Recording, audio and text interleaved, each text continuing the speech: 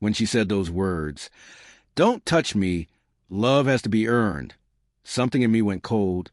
Not angry cold, but a kind of cold that settles deep in your bones when you realize something you built your entire life around might already be gone. It was a Tuesday night, one of those quiet evenings where the world feels too still.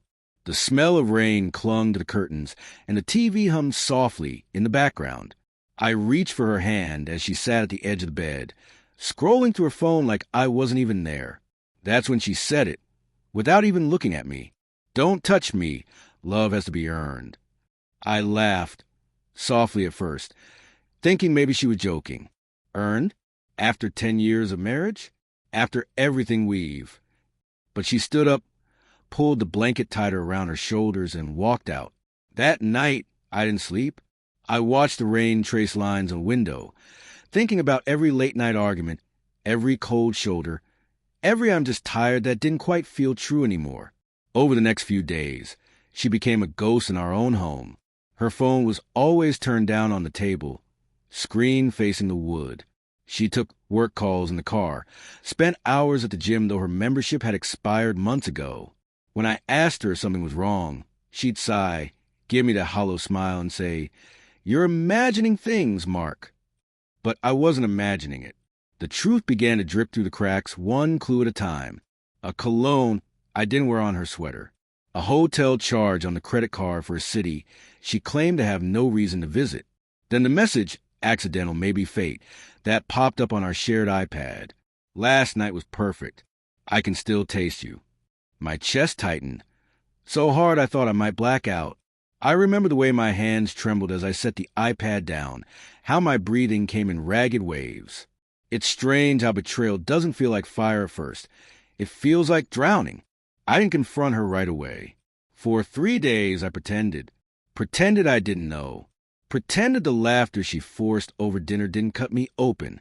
I needed to see her lie to my face, to understand just how far gone she really was.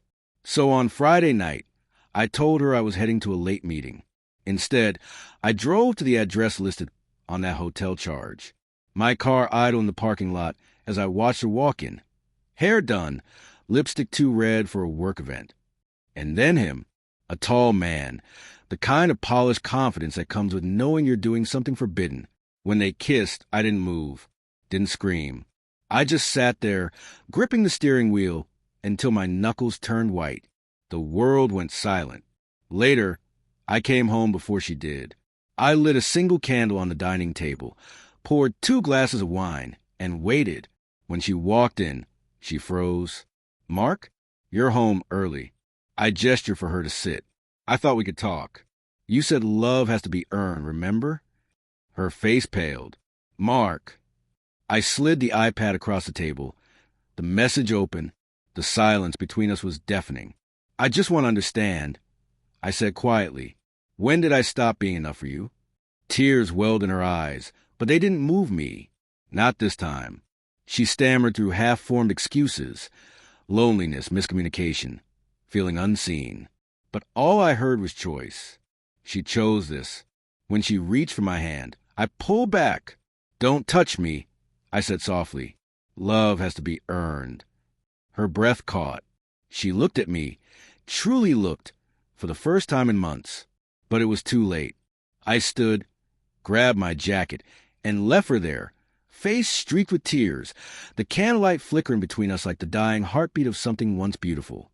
That night, I drove until dawn, until the city lights disappeared in my rearview mirror.